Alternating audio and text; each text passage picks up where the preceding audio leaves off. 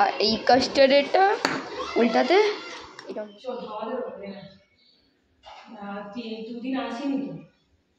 নমস্কার বন্ধুরা, সবাইকে জানাই সোনাই লাইফস্টাইল অ্যান্ড ক্রিয়েশনের আরও একটি নতুন ব্লগে স্বাগত।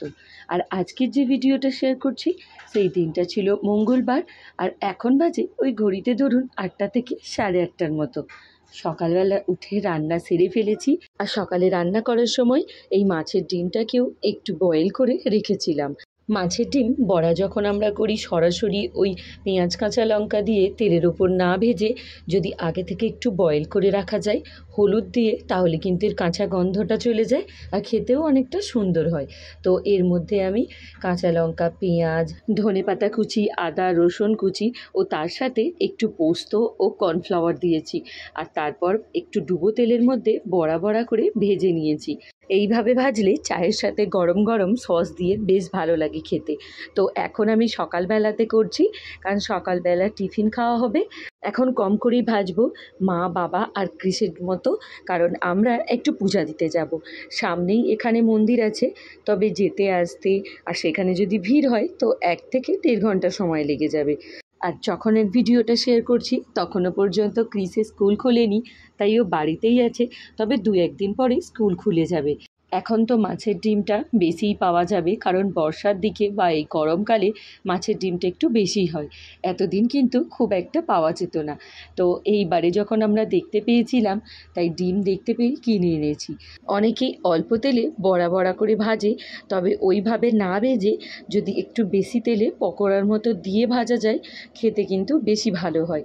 আর এতে হালকা আঁচে ভাজতে হবে, এরকম লাল লাল করে তুলে নিতে হবে। খুব যে তেল টানবে তা নয়, কিন্তু অল্প তেলেই হয়ে যায়। এদিকে মাছের ডিম ভাজতে ভাজতে ওদিকে একটা ডিমও ভেজে নিয়েছি। ক্রিসকে একটু ভাত খেতে দেবো, ওর বাবার সঙ্গে দুটো ভাত খেয়ে আমাদের সাথে একেবারে বের হবে।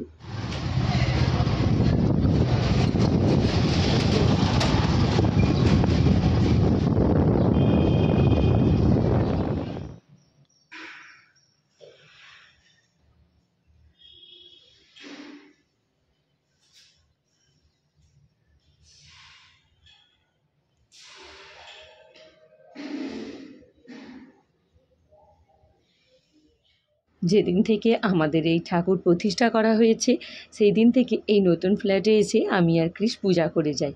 তো সময় মতো আবার মা বাবাও আসে, তাই মন্দিরে পূজা দিয়ে বাড়ি ফেরার সময় একেবারেই নতুন ফ্ল্যাটে চলে এসেছি, পূজা দিয়ে বাড়ি ফিরবো। তাই সেই মতো ফুল, বেলপাতা সব কিছুই ব্যাগে করে নিয়ে এসেছিলাম। আমি এখানে ঘরটা পরিষ্কার করে দিয়েছি, আর বাসনগুলো ধুয়ে মেজে এনে দিতে কৃষ এখন ঠাকুরকে পূজা দিচ্ছে। তো চলুন ও এখানে পূজাটা করতে থাক, আমি ওইদিকে ঘরটা মুছে ফেলি। দুদিন আসেনি তো মোছা ফেলি।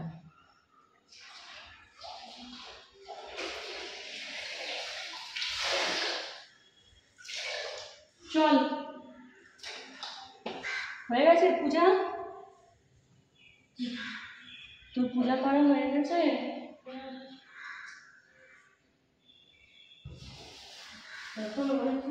বাড়ি ফিরে এখন বড়া ভেজে আবার খেতে বসে গিয়েছি।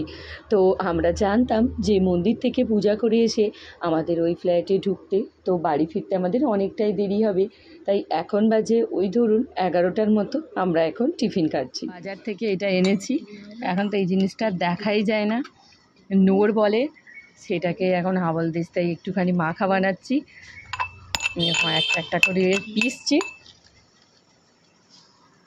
তোমরা কে কে খেয়েছো অবশ্যই জানাবে। আপনাদের সাথে আজকে একটা নতুন রেসিপি শেয়ার করব। এখন বাজে ওই বিকাল 4টের মতো, ঘুম থেকে উঠে পড়েছি, আর এসেই সসপ্যানটা গ্যাসের মধ্যে বসিয়ে দিয়েছি। তো এখানে 2 প্যাকেট দুধ নিয়েছি, আর সেটাকে একটু বেশি করে ফুটিয়ে নিচ্ছি। আজকে আমি কাস্টার্ড বানাবো, আর এই কাস্টার্ড বানানোর জন্য এরকম কাস্টার্ড পাউডার পাওয়া যায়। তো সেটাকেই আমি 2 থেকে 3 চামচের মতো নিয়ে নিয়েছি একটা জায়গায়। আর তার সাথে একটু কেশর মিশিয়ে দিচ্ছি কালারটা একটু ভালো আসার জন্য। আর ওই যে গরম দুধটা করছি ও থেকেই 2-3 চামচ এখানে রেখে দিলাম, সেটা ভালো করে ফেটে নেব। তো একটু ঠান্ডা অবস্থায় নিলে ভালো হয়, গোলাটা ভালো হয়। তো এইটা আলাদা করে রেখে দেব। আর দুধটা যখন একটু ঘন হয়ে আসবে ওর মধ্যে খানিকটা মিষ্টির জন্য চিনি দিয়ে দিলাম। আর এবার ওই কাস্টার্ড পাউডারটা অল্প অল্প মেশাতে থাকবো আর তার সাথে দুধটা জাল করতে থাকবো। আর কাস্টার্ড পাউডারটা দেওয়ার সাথে সাথেই অনবরত এরকম নাড়তে থাকতে হবে আর অল্প অল্প দিতে থাকতে হবে যাতে লেগে না যায়। আর খুব তাড়াতাড়ি দেখবেন দুধটা ঘন হয়ে যাচ্ছে। যখন দুধের কালারটা চেঞ্জ হয়ে আসবে আর এটা একদম ঘন হয়ে আসবে, ঠিক সেই মুহূর্তে ওটাকে নামিয়ে নিতে হবে। নামিয়ে একটা পাত্রের মধ্যে রেখে দিতে পারেন, সেটা যে কোনো শেপের হতে পারে বা যে কোনো পাত্র হতে পারে। ওতে দিয়ে দিলে সেই শেপটাই কিন্তু এটা নিয়ে নেবে। আমরা একটু কেক টাইপ খাবো তাই আমি একটু বেশি ঘন করছি। কেউ যদি চান যে একটু আইসক্রিমের মতন পাতলা পাতলা খাবেন তাহলে কিন্তু বেশি ঘন করার দরকার নেই, কারণ এটা কাস্টার্ড পাউডারের জন্য এমনিতেই বসে যাবে। তো এখানে আমি দেখাচ্ছি আমি ঠিক এই রকম নামিয়ে রেখেছি, তাই এটা অনেকটা ঘন হয়ে যাবে। তো এখানে আমি দুটো পাত্রে নামাচ্ছি, কারণ এর মধ্যে একটু ক্যারামেল দিয়ে দেবো, ক্রিসের জন্য এটা একটু আলাদা বানাবো। তো এই কাস্টার্ড পাউডারের যে প্যাকেটটা হয় ওর মধ্যে এই ক্যারামেলটা ছিল। এই ক্যারামেলের জন্য এর কালারটা একটু চেঞ্জ হয়ে গিয়েছে আর ওইটা পুরো মনে হবে যেন কেশর দেওয়া দুধ। তো চলুন, একদম হয়ে গিয়েছে। এইটা একটু ঠান্ডা হতে দেবো, তাই পাখা চালিয়ে দিয়েছি। তারপর ফ্রিজের মধ্যে ঢুকিয়ে দেবো। এটা আমার, এটা 4 জন। প্রথমে একটা বার করি, এটা বার করে নিয়েছি, আবার আরেকটা বার করি।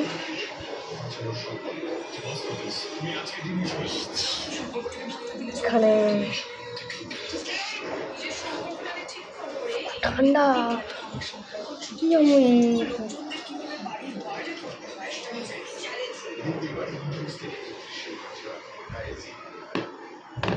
এইটাও দেখে না,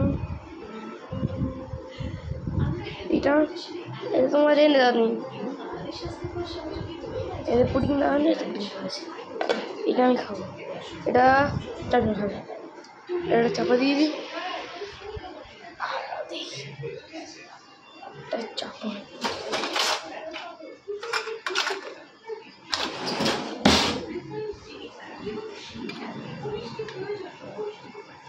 যদি এক্ষুনি খাবো।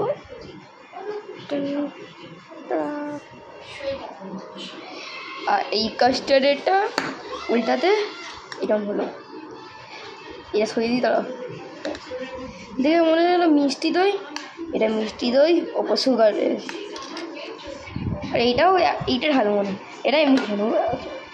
তারা ক্রিসকে নিয়ে এখন নিচে যাব খেলতে, তাই ওর জন্য একটু টিফিন বানিয়ে নিলাম। এদিকে ডিম গুলে রেখেছিলাম আর একটু পাস্তা সেদ্ধ করে রেখেছি। আর ও তো খাবে অল্প, তাই অল্প একটু গাজর ভেজেছি আর আলু ভেজেছি, ওই দিয়েই একটু পাস্তা বানিয়ে দেব। আর তার সাথে একটু ছোটো ছোটো করে পেঁয়াজ কেটে দিলেই ওর হয়ে যায়। ও পাস্তা খেতে ভীষণ ভালোবাসে, তাই কোনো দিনও স্কুলে টিফিনে দিই, আবার কোনো দিন এরকম বিকালে ওকে খেতে দিই। ক্রিসের রেডি হয়ে গেছে, ও এবার এখানে জানালায় বসে বসে খেয়ে নেবে। যাও, চলে যাও। বিকালবেলা চলে এসেছি, ক্রিস খেলবে, আমি দেখবো। বাবা কি সাকিয়ে বল মারছিস, আমি তো বল দেখতেও পাচ্ছি না। কোথায় গেল? যাচ্ছে ওই তো ওইদিকে ক্রিস, ওইদিকে। 4 হয়ে গেছে নাকি?